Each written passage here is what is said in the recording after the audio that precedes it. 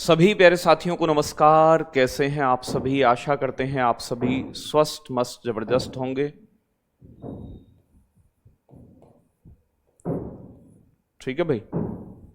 और आप सभी की तैयारी बहुत शानदार तरीके से चल रही होगी। आ जाएंगे एक बार, आराधना है, बहुत स्वागत है सभी का।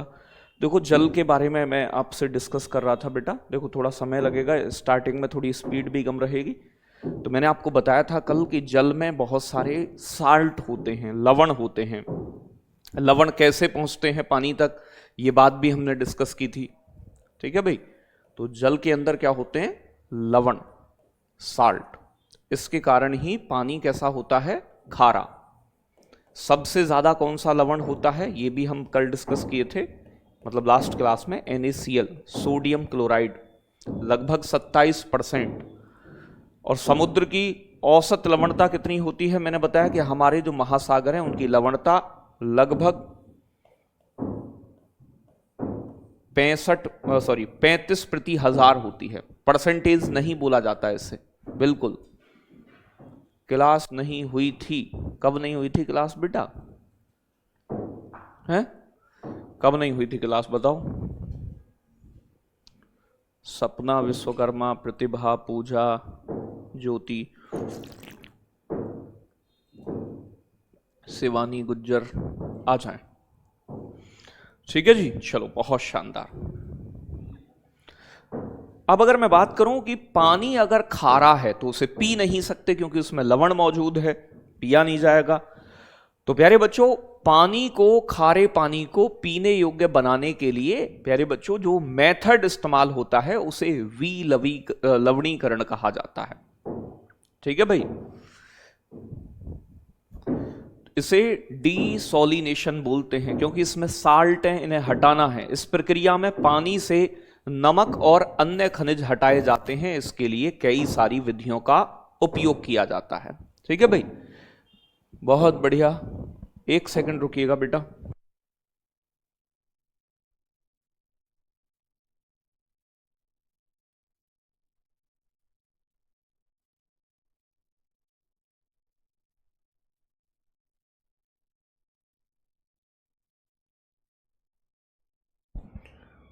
ठीक है भाई।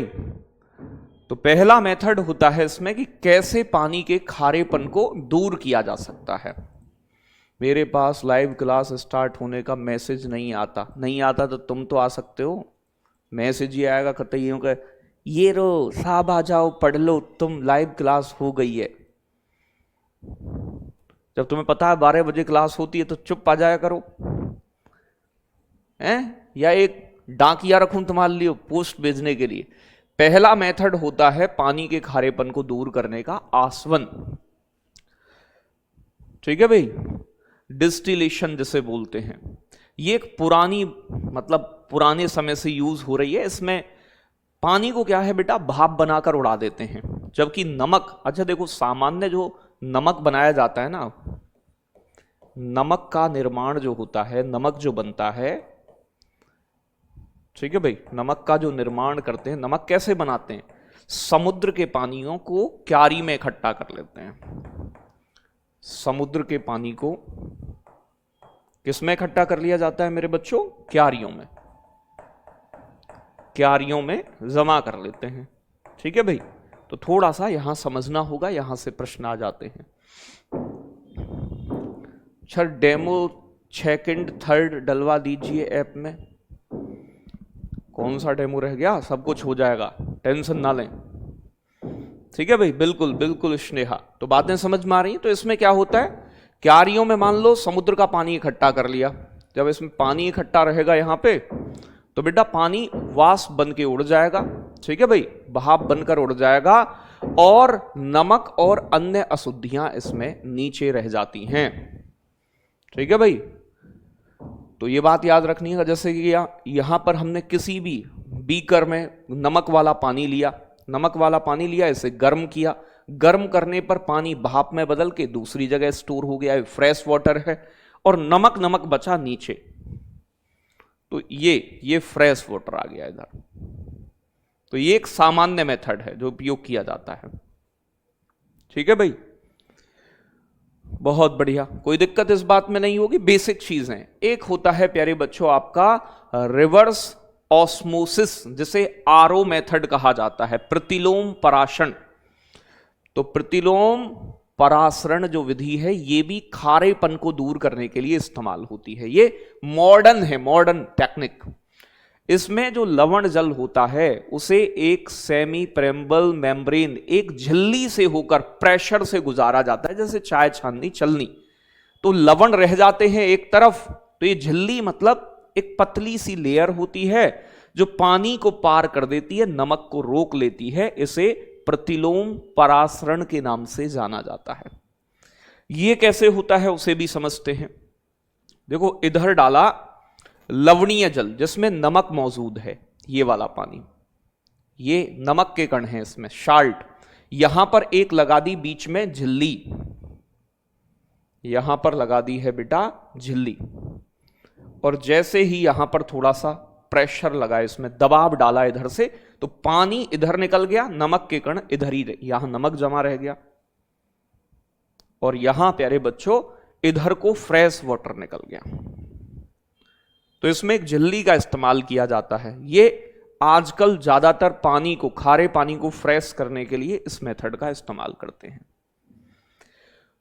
ठीक है भाई, बिल्कुल हो जाएगा आर्य भाई, क्यों नहीं होगा, बिल्कुल होगा। मेरे घर में आरओ होता है, आरओ होता है। चलो जी, कोई दिक्कत इस बात में बेटा? दोनों समझ में आई?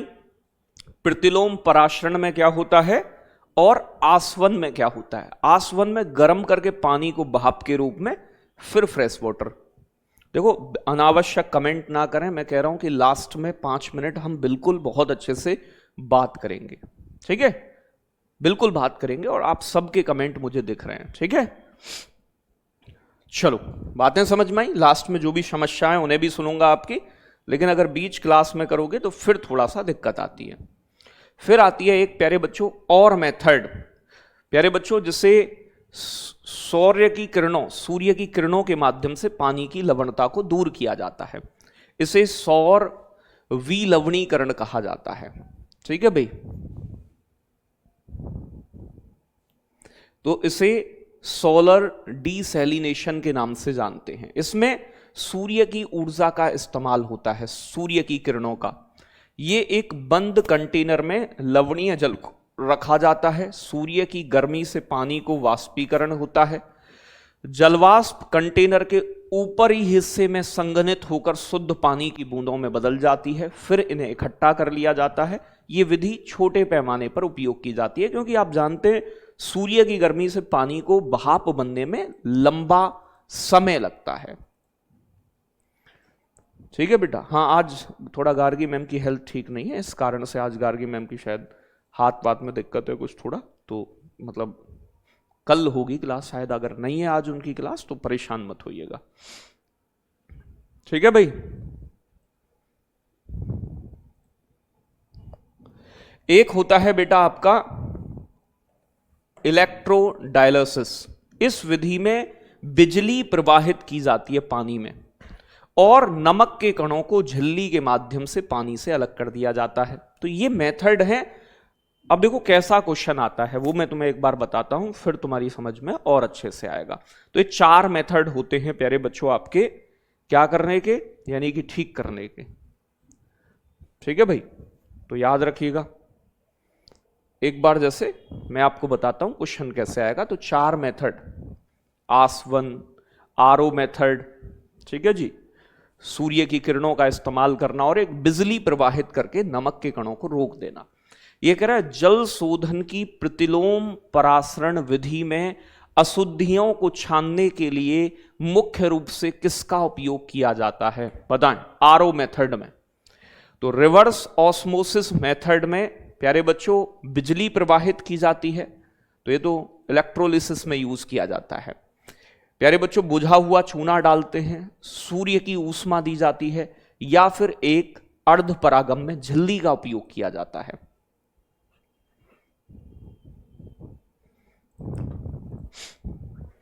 डायरेक्ट मैसेज करना है मुझे तो मैं इंस्टाग्राम पे मिल जाऊंगा, अंकित चौधरी सर सर्च कर लेना, ऑफिशियल लिख के ऑफिशियल अंकित चौधरी सर, वहां आप मुझे डायरेक्ट कर सकते हो, वो मैं रीड खुद ही करूंगा आपका। ठीक है गुड्डा, कोई भी अगर कोई परेशानी है समस्या है तो वहां भेज सकते हो। ठीक है जी। जी ऐसे ही एक और समझो,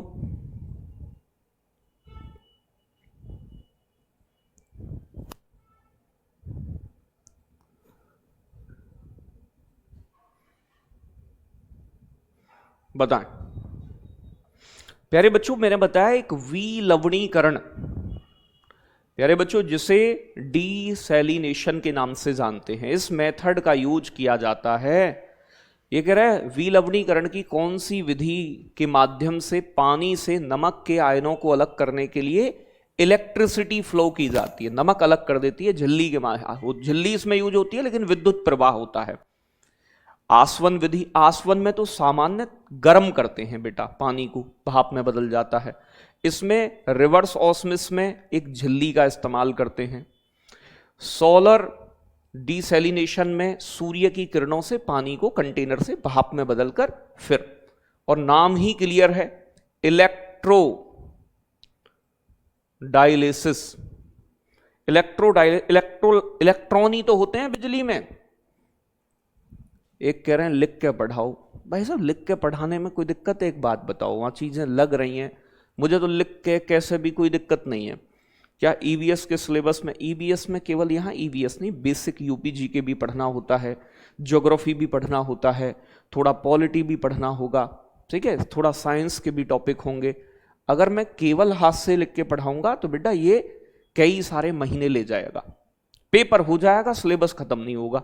तो कहीं कहीं पीडीएफ भी इस्तेमाल होगी और कहीं कहीं हाथ से भी लिख के पढ़ाऊंगा।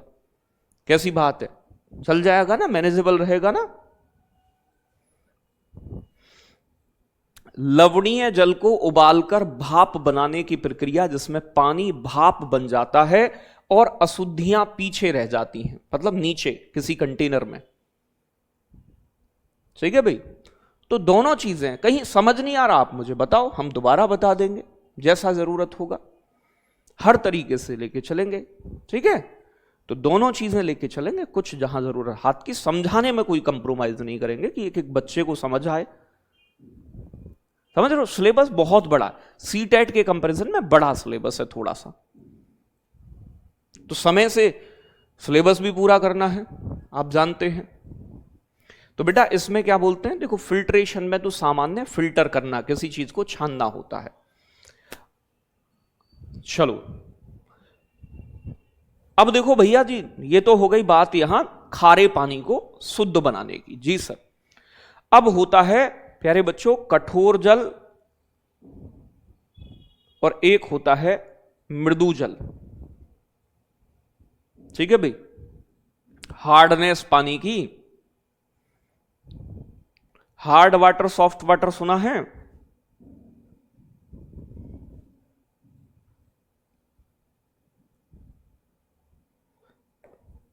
तो एक होता है हार्ड वाटर, यानी कि इसे कहते हैं कठोर जल। अच्छा, हम पहचान कैसे करें कठोर जल कौन सा है, और हम कैसे पहचान करें कि ये सॉफ्ट वाटर मृदु जल है? ठीक है भाई, तो देखो मृदु जल जो होता है, मृदु जल, चलो देखो हार्ड वाटर वो होता है बेटा जो साबुन लगाओगे पानी के साथ तो झाग ना दे, मृदु जल वो है जो साबुन झाग दे दे, सिंपल सी पहचान इसकी। ठीक है, कठोरता होती क्यों है, तो कुछ मिनरल्स मिले होते हैं इसमें, कुछ आयंस मिले होते हैं। कठोर जल को बोलते हैं हार्ड वाटर। कठोर जल वह पानी होता है जिसमें कैल्शियम और मैग्नीशियम जैसे खनिजों के लवण मिले हों, जैसे कैल्शियम और मैग्नीशियम के बाइकार्बोनेट, क्लोराइड और सल्फेट, इनके लवण मौजूद हों, उसे कैल्शियम और मैग्नीशियम खनिजों के साल्ट मौजूद हैं, तो बेटा उसे बोलेंगे कठोर जल। कठोर जल की पहचान क्या होती है, तो ये साबुन के साथ आसानी से झाग नहीं बनाता। आप कठोर जल में साबुन का उपयोग करते हैं तो ये एक सफेद, प्यारे बच्चों, एक परत जमा देता है। आपने देखा ना कपड़ों के ऊपर एक लेयर सी जम गई है, वाइट वाइट सी। तो अगर आपके पानी के अंदर, देखो सिंपल सी बात है, हार्ड वाटर किसे कहते हैं? यदि पानी के अंदर प्यारे बच्चों कैल्शियम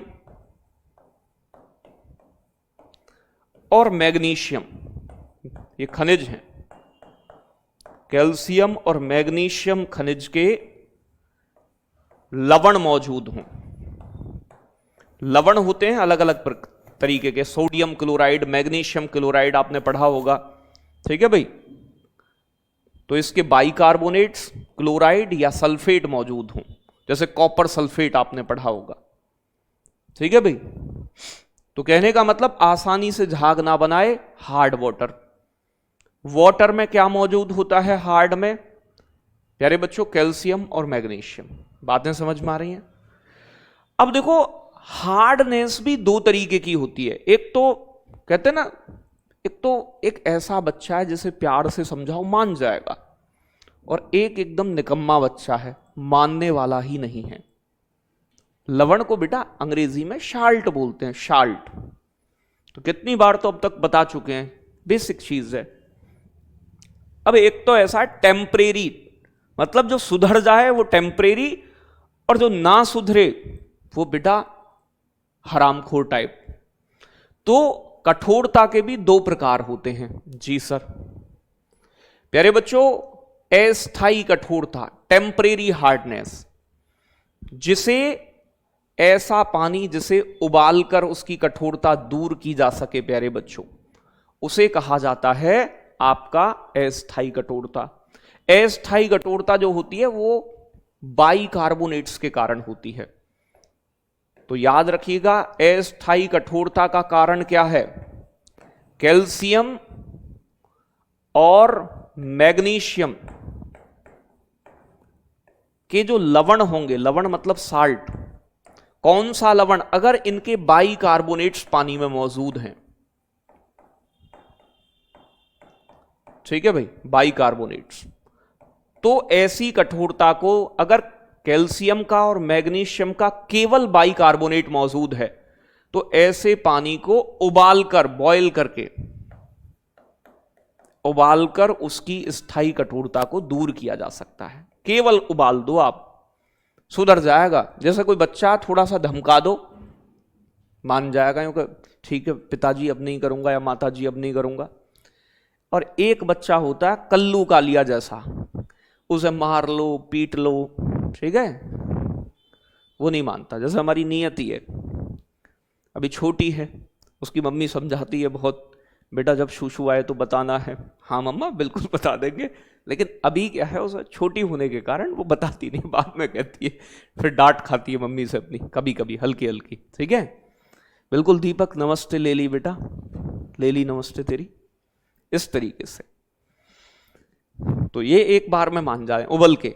स्थाई वाला जो मामला होता है, ये कैल्शियम और मैग्नीशियम के क्लोराइड और सल्फेट मौजूद हों। ये सल्फेट और क्लोराइड खनिज एक ही है, मिनरल एक ही है, लेकिन इनके साल्ट अलग अलग हैं। अगर कैल्शियम और मैग्नीशियम, अगर कैल्शियम और मैग्नीशियम खनिज के सल्फेट और क्लोराइड मौजूद हैं, तो पानी ये आसानी से नहीं समझता है। थैंक यू बेटा दीपक, बातें समझ में आ रही हैं? तो अगर कैल्शियम और मैग्नीशियम के सल्फेट और क्लोराइड है, आसानी से नहीं सुधरेगा पानी। अगर अस्थायी कठोरता में इनके बाइकार्बोनेट मौजूद हैं, कैल्शियम मैग्नीशियम के, आसानी से सुधर जाएगा। बस बिल्कुल पीलीभीत की गोमती नदी के उद्गम स्थल से, बेटा एकदम डिटेल में ही बताएगी लाली। तो बातें समझ में आई? अब देखो क्वेश्चन कैसे बनेगा, एक बार देखते हैं। देखो ऐसे करके पूछ लेगा, ये कह रहा है जल की स्थायी कठोरता किसके कारण होती है? मैंने बताया खनिज दो ही हैं, कैल्शियम मैग्नीशियम। तो जो अस्थायी हो, उबाल कर दूर की जा सके, अस्थाई वाली होती है बाइकार्बोनेट्स के कारण, और स्थाई परमानेंट हार्डनेस होती है बेटा सल्फेट और क्लोराइड के कारण। ठीक है भाई, तो भैया जी आप समझ गए, बाइकार्बोनेट से अस्थाई, और स्थाई वाली कौन सी होती है? सल्फेट और क्लोराइड, ऑप्शन नंबर सी। ऐसे क्वेश्चन आ जाता है जो थोड़ा, तो बाइकार्बोनेट बाय, देखो बाई को कैसे याद रखोगे? बाय, जब तुम किसी से बाय करते हो तो वो चला जाता है, तो जब बाइकार्बोनेट्स वाला मामला है तो वो चला गया। सल्फेट जो है बेटा, सल्फेट का मतलब है एकदम शकल बहुत बुरी है, जाने कोई तैयार नहीं है, ऐसे भी रिश्तेदार होते हैं कुछ, तो ये जाते नहीं है। ठीक है ना भाई?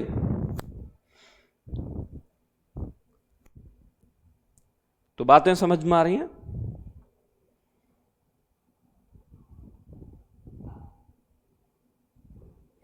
अब देखो जैसे ये क्वेश्चन है, ध्यान से देखो, इसमें है कुछ नहीं, प्यार से समझने की कोशिश करनी है। ये कह रहा है जल की जो अस्थाई कठोरता है जो बाइकार्बोनेट्स के कारण होती है, अभी मैंने बोल भी दिया है अभी, ठीक है, अस्थाई कठोरता को केवल उबाल कर दूर कर सकते हैं आप आसानी से, कोई टेंशन नहीं है, आसानी से सुधर जाएगा ये अस्थाई कठोरता मुख्य रूप से किसके कारण होती है? तो प्यारे बच्चों क्या बताया, जहां भी बाइकार्बोनेट जो बाय करके चली जाए, आसानी से चली जाए, तो कैल्शियम और मैग्नीशियम के बाइकार्बोनेट्स, कोई दिक्कत? ऐप में वाईटी जैसा ऐसा ही कमेंट चलता है, लेकिन ऐप में हमने बंद किया है, नहीं तो तुम आपस में बात कर करके ही, तुम तो वैसे भी बेटा टेट में 70% हमारी गुड़िया हो, और बेटा तुम्हें बात करने के मामले में तुम्हें फेल नहीं कर सकता, इसीलिए तुम्हारे कमेंट हमें ही दिखते हैं और किसी को नहीं दिखेंगे तुम्हें, तुम्हारी समस्या सिर्फ हमें दिखेगी। कोई दिक्कत इस बात में नहीं, लेकिन अभी हम मेथड समझेंगे कि कैसे हम कठोरता को दूर कर सकते हैं। ठीक है भाई? तो प्यारे बच्चों, कैसे हम हार्ड वाटर को सॉफ्ट बना सकते हैं, इसके कुछ तरीके होते हैं। तो हार्ड से सॉफ्ट वाटर में कन्वर्ट करने के तरीके कौन से हैं? जी सर, इसे थोड़ा सा समझते हैं। एक तो पानी को उबालना, लेकिन इससे अस्थाई कठोरता यानी कि बाइकार्बोनेट्स दूर होते हैं। ठीक है भाई, नीचे बैठ जाते हैं। तो ये विधि केवल अस्थाई कठोरता को दूर करने के लिए प्रभावी है।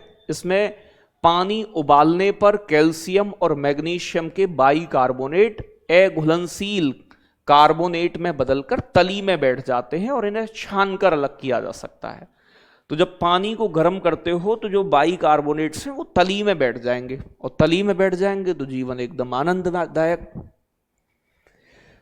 अरे नैना कहा तो है लास्ट के 5 मिनट में समस्या सुनेंगे, बीच में डिस्टर्ब मत किया करो, क्लास में बहुत सारे बच्चे पढ़ते हैं, सब डिस्टर्ब होते हैं फिर। ठीक है, बातें क्लियर? उबालकर बाइकार्बोनेट तली में बैठ जाते हैं और मामला एकदम सेटम सेट। एक है बेटा क्लार्क विधि, ये कई बार एग्जाम में पूछ लेता है, इंपोर्टेंट वाली। तो बेटा क्लार्क विधि ये भी अस्थाई कठोरता को दूर करने के लिए पानी में बुझा हुआ चूना, ठीक है भाई, तो बुझे हुए चूने का रासायनिक नाम क्या है? ये एग्जाम्स में बहुत आता है, बहुत पूछा जाता है, इसीलिए मैंने लिख भी दिया है कि ये काम का मामला है, क्लार्क विधि। तो बुझे हुए चूने का रासायनिक नाम क्या है? बताएं जल्दी से। कैल्शियम हाइड्रोक्साइड का इस्तेमाल करते हैं, CaOH2।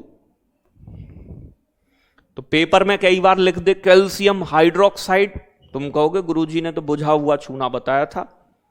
तो इसे क्या कहा जाता है? कि इसका केमिकल नेम है कैल्शियम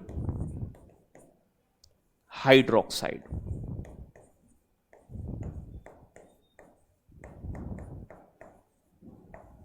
ठीक है भाई? तो अगर गलती से ऑप्शन में कैल्शियम हाइड्रोक्साइड मिल जाए बुझे हुए चूने की जगह, पूछ ले कि क्लार्क विधि में पानी की अस्थायी कठोरता को दूर करने के लिए क्या मिलाते हैं? प्यारे बच्चों याद रखिएगा, बुझा चूना जिसे कैल्शियम हाइड्रोक्साइड यानी कि CaOH2 का उपयोग किया जाता है, याद रखिएगा। ठीक है भाई, तो कोई दिक्कत यहां पर नहीं होगी। अब अगर मैं बात करूं, और भी मेथड होते हैं, दो और बताऊंगा जो काम के हैं। तो क्लार्क विधि इंपोर्टेंट है। एक बेटा आपका सोडियम कार्बोनेट का इस्तेमाल करते हैं, ये दोनों प्रकार की कठोरता को दूर करता है, तो इसे धावन सोडा कहते हैं, वॉशिंग सोडा का उपयोग करना। तो धावन सोडा या वॉशिंग सोडा को सोडियम बाइकार्बोनेट, तो याद रखिएगा सोडियम बाइकार्बोनेट। ये दोनों प्रकार की कठोरता को, अस्थायी और स्थायी दोनों, और इसका सूत्र क्या होता है? Na2CO3, Na2CO3, sodium bicarbonate. बेटा दूसरी वाली बताई तो मैंने, क्लार्क विधि। क्लार्क विधि अस्थायी कठोरता को कम करती है। इसमें प्यारे बच्चों लाइम यानी कि चूना डाल दिया जाता है, और चूना जो है वो बाइकार्बोनेट्स को तोड़कर अलग कर देता है। तो बस इसमें यही पूछा जाता है, क्लार्क विधि किस लिए यूज होती है? पानी की टेम्परेरी हार्डनेस को दूर करने के लिए। इसमें किसका उपयोग करते हैं? पानी में चूना मिलाते हैं। कौन सा वाला चूना? बुझा हुआ। इसका रासायनिक नाम कैल्शियम हाइड्रोक्साइड है। बस इतनी बात, ठीक है भाई। तो ये कठोरता पैदा करने वाले खनिजों को अघुलनशील कार्बोनेट में बदल देता है और इसे अवक्षेप द्वारा अघुलनशील बना देता है वो धावन सोडा, और इन्हें फिर छान कर अलग किया जा सकता है। ठीक है, तो इसमें धावन सोडा दोनों प्रकार की दूर करता है, इसलिए थोड़ा सा इंपॉर्टेंट है। एक है आयन एक्सचेंज मेथड, ये भी बड़ा महत्वपूर्ण है। ये आधुनिक तरीका है, ठीक है भाई।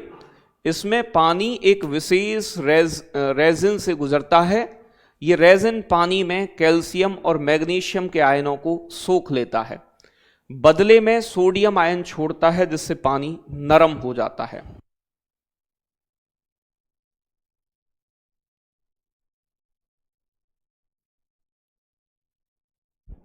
ठीक है भाई।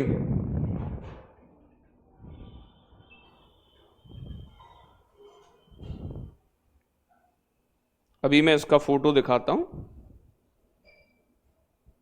रेजिन जो होते हैं बेसिकली वो मतलब आपके एक अघुलनशील कार्बनिक पॉलीमर सामग्री होती है, जैसे छोटे मनके होते हैं।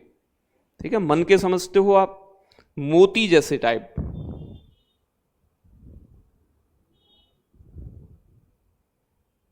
ठीक है ना, मैं अभी एक फोटो दिखाता हूं तुम्हें, उससे तुम समझ जाओगे, कोई दिक्कत नहीं आएगी।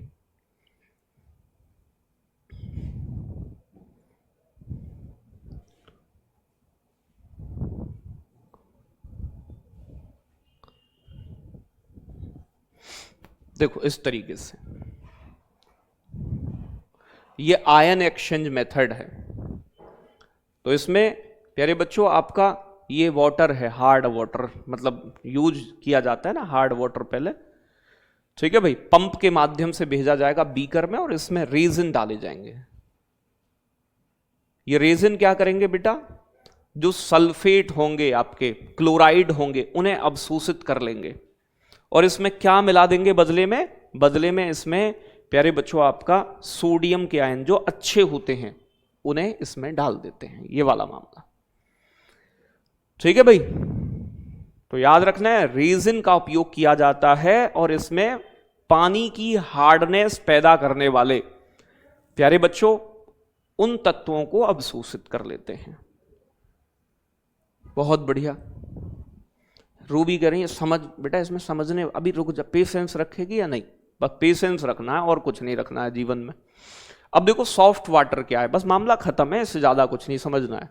जल वह पानी जिसमें कैल्शियम और मैग्नीशियम जैसे खनिजों की मात्रा ना के बराबर हो। ये साबुन के साथ आसानी से झाग बना ले, बर्तन या कपड़े पर सफेद दाग ना छोड़े। सफेद दाग छोड़ दे और कैल्शियम और मैग्नीशियम के कार्बोनेट्स, सल्फेट, क्लोराइड मौजूद हो तो हार्ड वाटर। बस ये अंतर होता है दोनों में। अब मैंने आपको जो बताया इसमें सबसे ज्यादा जो पूछी जाएगी वो क्लार्क विधि है, जिसमें क्लार्क विधि पूछी जाती है और ये पूछ लेता है आपका धावन सोडा। तो इन दोनों का इस्तेमाल होता है। आयन एक्सचेंज मेथड में एक बीकर के अंदर बेटा मोती जैसे डाले जाते हैं अलग अलग, ये अघुलनशील होते हैं। ये कुछ आयन सोखते हैं, कौन से? पानी से कैल्शियम और मैग्नीशियम को सोखकर सोडियम छोड़ते हैं। बस ठीक है भाई। तो मैंने यही बात बताई, इसमें कौन सी बड़ी बात है? अभी देखो क्वेश्चन करेंगे हम, एकदम बनेगा। बताएं। ये कह रहा है क्लार्क विधि के अनुसार पानी की टेम्परेरी हार्डनेस को दूर करने के लिए पानी में क्या मिलाया जाता है? बताएं।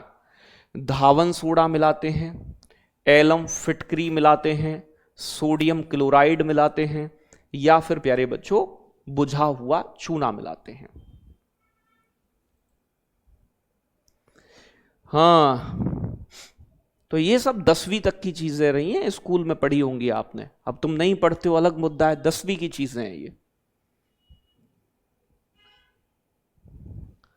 तो मैंने क्या बताया था? बुझे हुए चूने का रासायनिक नाम क्या है? अभी मैंने डिस्कस किया आपसे।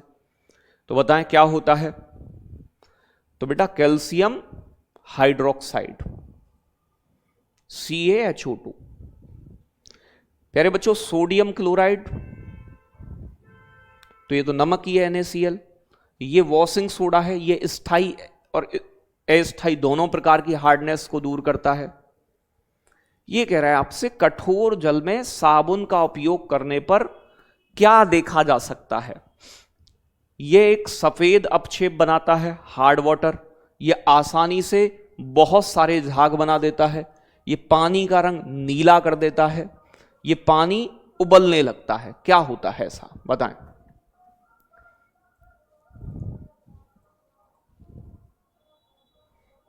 बेटा आ रहा है ज्योति।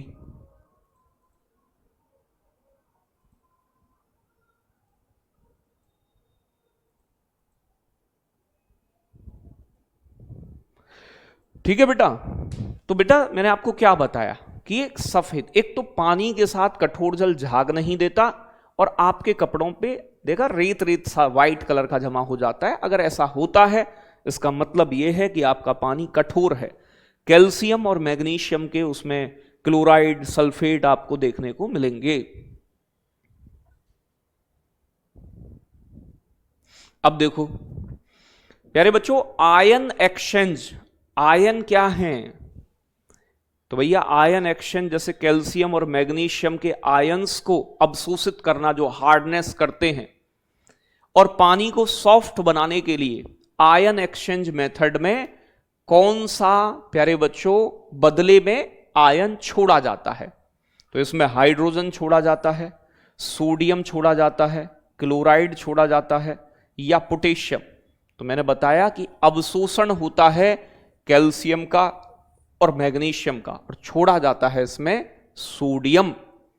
तो ये रेजिन जो होते हैं अघुलनशील मन के टाइप, ये इस तरीके से लेबोरेटरी में बनाए जाते हैं कि ये प्यारे बच्चों कैल्शियम और मैग्नीशियम के आयंस को, जो हार्ड वाटर के लिए जिम्मेदार हैं, इन्हें अवशोषित कर लें, और प्यारे बच्चों सोडियम आयंस को इसमें रिलीज कर दें। अगला प्रश्न बताएंगे, मृदु जल यानी कि सॉफ्ट वाटर के बारे में निम्नलिखित में से कौन सा कथन सही है, सत्य है? इसका उपयोग केवल औद्योगिक उद्देश्य, अरे खाने पीने के लिए भी तो करेंगे, केवल उद्योगों में थोड़ी चाहिए। ये कह रहा है ये साबुन के साथ आसानी से झाग बनाता है, यह कपड़े और बर्तनों पर सफेद दाग छोड़ता है, तो ये नहीं छोड़ता। इसमें कैल्शियम और मैग्नीशियम की अधिक मात्रा होती है, तो नहीं होती। ये होंगी तो पानी हार्ड हो जाएंगे, कैल्शियम मैग्नीशियम, ये आराम से झाग बना देता है।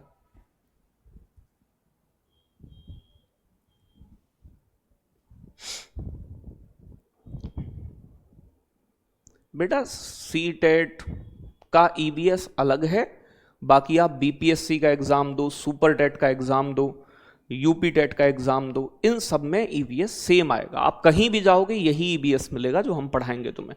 लेकिन इसमें कुछ चीजें और पढ़नी होंगी। बीपीएससी का तो बेसिक है, सब कुछ कवर हो जाएगा। ठीक है बेटा, कोई दिक्कत? और देखो, किसी को बेटा बेटा बोल दूं तो बुरा नहीं मानना है। आप में से हो सकता है अभी कल हमारा सीटेट का मतलब सम्मान समारोह था, जो हमारे मतलब मैं कहूँगा मुझे तो कोई दूसरा व्यक्ति नहीं मिला ऐसा। मौर्य जी हैं जो टीचर भी हैं खुद, और 137 मार्क्स सीटेट में लेकर आई हैं। उनसे ज़्यादा का मुझे कोई दूसरा व्यक्ति दिखा नहीं है, तो मतलब बहुत कठिन कुछ भी नहीं है।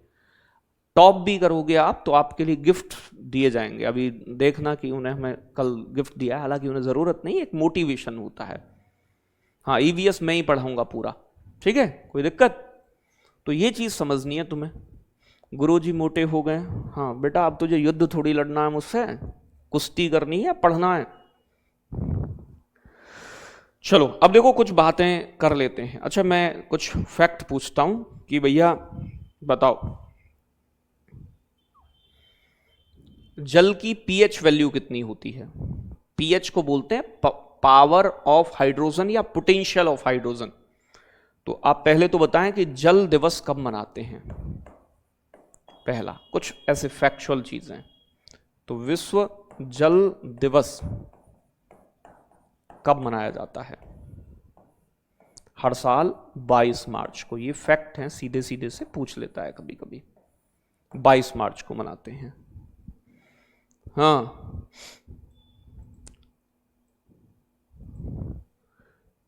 ठीक है भाई। और अगर मैं बात करूं बेटा, जल की पीएच वैल्यू कितनी होती है? जो फ्रेश वाटर होता है ना, उसका साधारण सामान्य जल का जो फ्रेश वाटर है, यानी कि जिसे हम सामान्य जल भी कह देते हैं,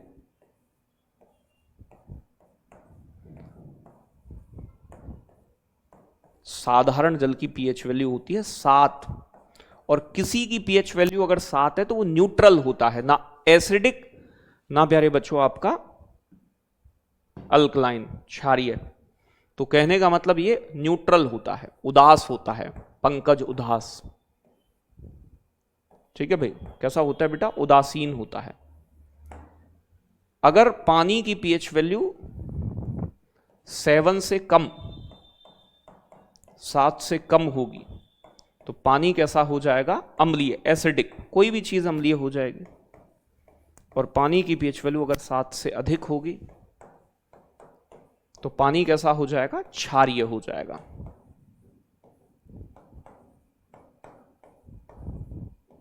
तो ये बेसिक बातें हैं कुछ जो हमें समझनी होंगी। ठीक है भाई, कोई दिक्कत नहीं नैना, सुनैना, ठीक है जी। पानी का अपना कोई कलर होता है क्या? तो पानी रंगहीन, स्वादहीन और गंध, इसमें कोई गंध नहीं आती, ना कोई टेस्ट होता पानी का। पानी रंगहीन, गंधहीन, मतलब कोई गंध नहीं आती, स्मेल नहीं आती, और ना कोई टेस्ट है इसका, स्वादहीन होता है। अच्छा, एक बार एक क्वेश्चन पूछा गया था, फॉर एग्जाम्पल मैं पूछूं आपसे कि 100 ग्राम पानी में कितनी ऊर्जा, हमारी बॉडी को एनर्जी चाहिए ना, बताएं 100 ग्राम पानी में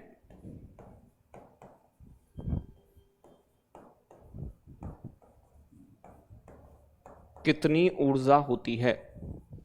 ऐसा मान लेते हैं, बताएं। एनर्जी, ऊर्जा नागरे, बताएं। तो 100 ग्राम पानी ले लें और पूछ ले कि अब इसमें कैलोरी में ऑप्शन होता है, 100 कैलोरी, 50 कैलोरी, 10 कैलोरी, 5 कैलोरी, कितना हो सकता है बताएं। तो वाटर में समझ में नहीं आ रहा तो बेटा अब आएगा भी नहीं, इससे कोई, मैं इससे आसान तरीका बचा नहीं है कोई जीवन में।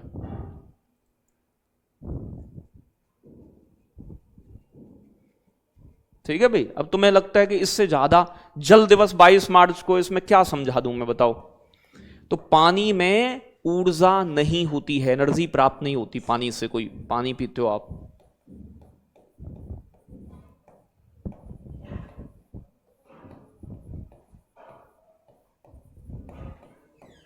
ठीक है भाई, पानी से कोई एनर्जी प्राप्त नहीं होती है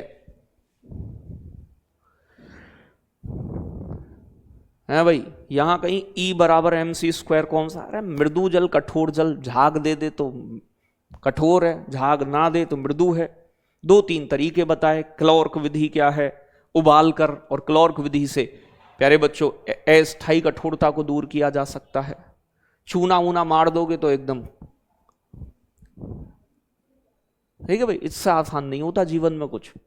तो बेटा पानी में कोई एनर्जी नहीं होती है, याद रखना है। पानी जो है हमारा जल जो है उसे सार्वभौमिक विलायक कहते हैं, यूनिवर्सल सॉल्वेंट।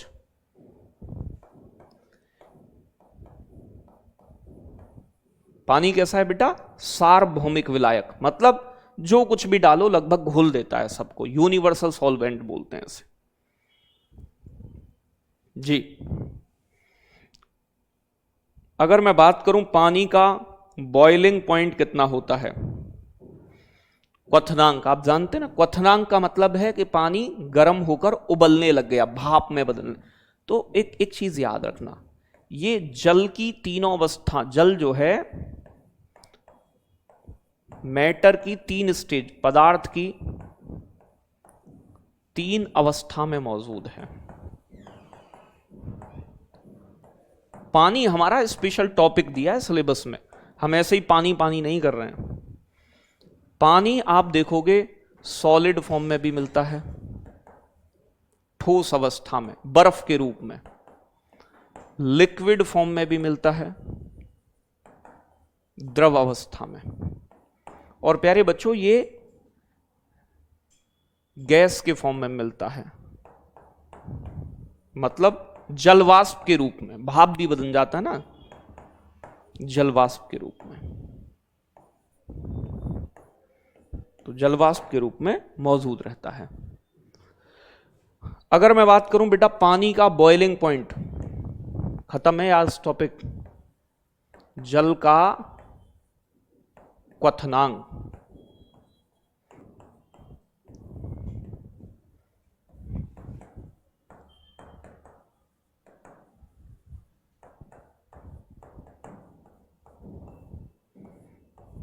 ठीक है भाई, जल का क्वथनांक कितना होता है?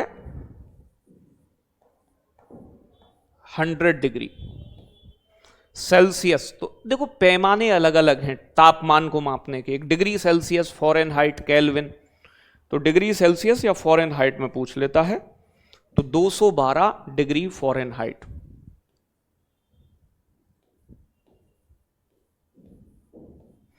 तो बॉइलिंग पॉइंट वो पॉइंट है जब कोई वस्तु द्रव अवस्था से, कोई पदार्थ लिक्विड फॉर्म से गैस के फॉर्म में बदलने लग जाए। एक होता है प्यारे बच्चों जल का फ्रीजिंग पॉइंट, यानी कि पानी का प्यारे बच्चों आपका हिमांक बिंदु। ठीक है भाई, तो जल का हिमांक बिंदु क्या होता है? ठीक है भाई, तो जल का हिमांक बिंदु जो होगा, ही इधर से लगा दी, हिमांक बिंदु, फ्रीजिंग पॉइंट। बताएं, स्पीड में पढ़ाएं? ज्यादा स्पीड ठीक ना है बेटा। तो बेटा कितना होता है? 0 डिग्री या 32 डिग्री फ़ारेनहाइट। तो 0 डिग्री, देखो मुझे स्पीड बढ़ानी होगी, कब पढ़ा, ऐसी टेंशन मत लिया करो तुम। 0 डिग्री सेल्सियस या फिर 32 डिग्री फ़ारेनहाइट। ठीक है भाई,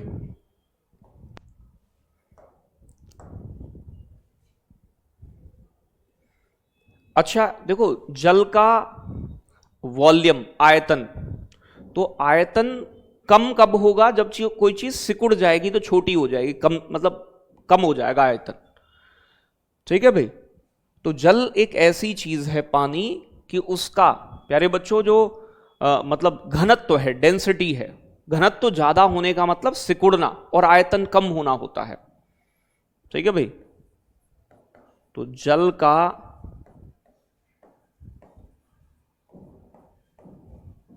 सर्वाधिक घनत्व,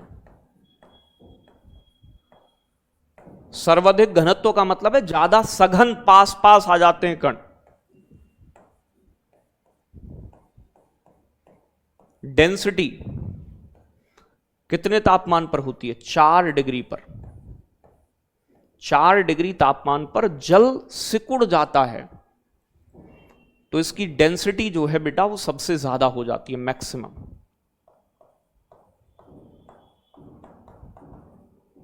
डेंसिटी, हाई डेंसिटी। और जब कोई चीज सिकुड़ जाएगी तो उसका वॉल्यूम कम हो जाएगा, तो 4 डिग्री पर घनत्व तो ज्यादा और आयतन इसका कम होता है। आयतन यानी कि वॉल्यूम, आयतन न्यूनतम होगा 4 डिग्री पर। चलो, कोई दिक्कत?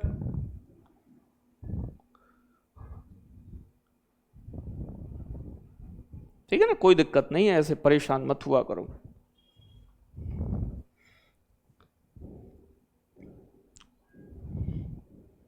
ठीक है भाई। और पानी का सूत्र क्या होता है? H2O। आप जानते हैं पानी का इलेक्ट्रोलिसिस प्रोसेस से हाइड्रोजन और ऑक्सीजन को अलग करके हाइड्रोजन का उत्पादन किया जा रहा है। इसे ग्रीन फ्यूल भी कहा जाता है, हरित हाइड्रोजन। तो पानी में 2 हाइड्रोजन के और 1 ऑक्सीजन के मॉलिक्यूल को मिलकर बना है। तो ये तो आप सिंपल सी बात है, समझ ही जाओगे इतनी चीज। ठीक है भाई। अच्छा, अगर मैं बात करूं आपसे दूषित जल से होने वाले रोग कौन से हैं, हालांकि आगे भी पढ़ाएंगे।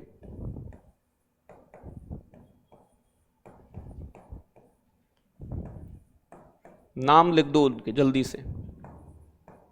दूषित जल से होने वाले रोग कौन से हैं? कौन कौन सी डिजीज ऐसी हैं जो दूषित जल के माध्यम से फैलती हैं? बताएं। वाटर की डेंसिटी आई से। अरे डेंसिटी बेटा ऐसा कैसे पता चलेगा तुम्हें कि पानी सिकुड़ गया है? नहीं पता चलेगा ना। बताएं।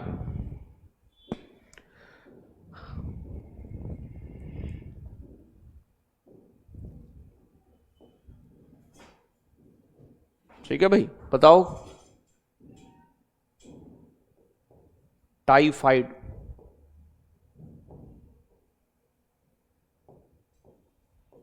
पोलियो भी, हैजा, हैजा भी दूषित जल और भोजन से फैल जाता है। ठीक है भाई। टाइफाइड में भी सेम होता है। ठीक है जी। तो लगता तुम्हें ये हमारा इंटेस्टाइन प्रभावित होता है, डायरिया, हैजा। और पोलियो, पोलियो का वायरस भी दूषित पानी से फैलता है। तो ये कुछ इंपोर्टेंट डिजीज हैं जो दूषित जल से। ठीक है। अब मुझे ये बताएं कि पानी को शुद्ध करने के लिए, पानी को शुद्ध करने के लिए कौन सी गैस उपयोग की जाती है?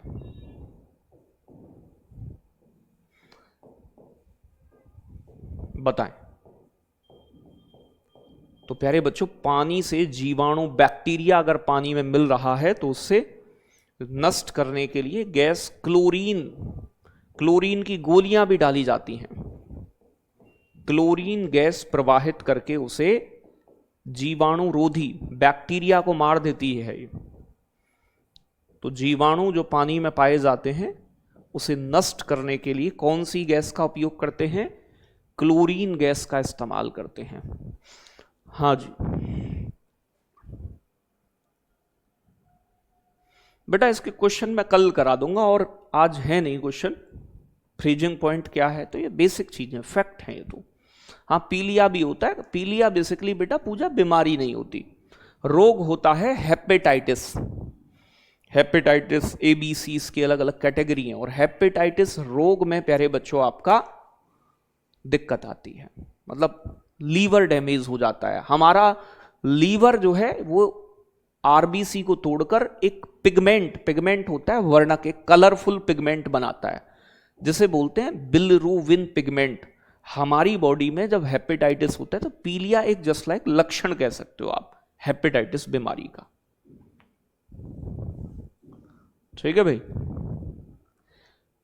चलो स्पीड बढ़ाएं प्लीज, बढ़ा देंगे, कल से बढ़ा देंगे, फिर तुम स्पीड ही करना, नो दिक्कत। अब कोई प्रश्न हो तुम्हारे मन में पूछ सकते हैं, टॉपिक पूरा हो गया है। ठीक है, मलेरिया बेटा मच्छर से होता है। ठीक है, मलेरिया मच्छर से होता है। सर जी पानी में ऊर्जा नहीं होती तो पानी पीते क्यों हैं? हाँ बेटा, डाइजेशन के लिए, अच्छा डाइजेशन हो आपका। ठीक है, हम जो चीजें खा रहे हैं वो निकल पाए। ठीक है, खा लिया सिर्फ ऐसे बंद हो गए, पेट इतना मोटा फट जाओगे, तो हम यूरिन के माध्यम से टॉक्सिक चीजें जो बनती हैं हमारे शरीर में, यूरिया, अमोनिया, उन सबको निकालते हैं, इसलिए जरूरी है पानी पीना। ठीक है, डाइजेशन में मदद करता है। आपका पसीना आता है तो पसीना में भी कई सारे साल्ट आपके बाहर निकलते हैं शरीर से।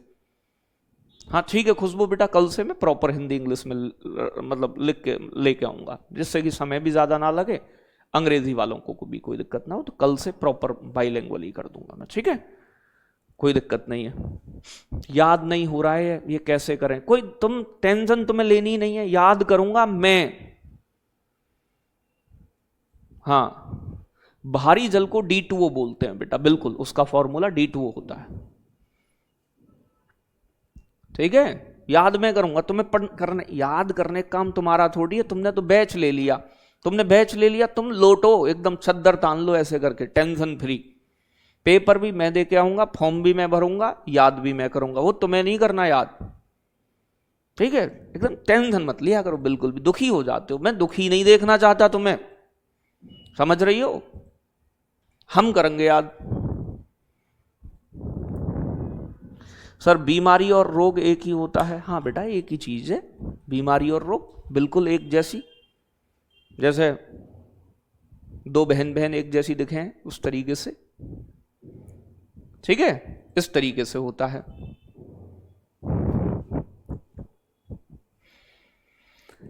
हाँ जी, कोई दिक्कत? यूपी टेट में 130 प्लस आएंगे तो क्या गिफ्ट देंगे आप? ताजमहल दे देंगे हम तो। क्यों बेटा, और कुछ चाहिए? तभी डिसाइड करेंगे क्या गिफ्ट देंगे। 130 प्लस जिन बच्चों के आएंगे यूपी टेट में उनको भी गिफ्ट देंगे। प्री डिसाइडेड हमारा पहले से इधर भी नहीं था कि हम आके शोर मचाएं, ये देंगे वो देंगे।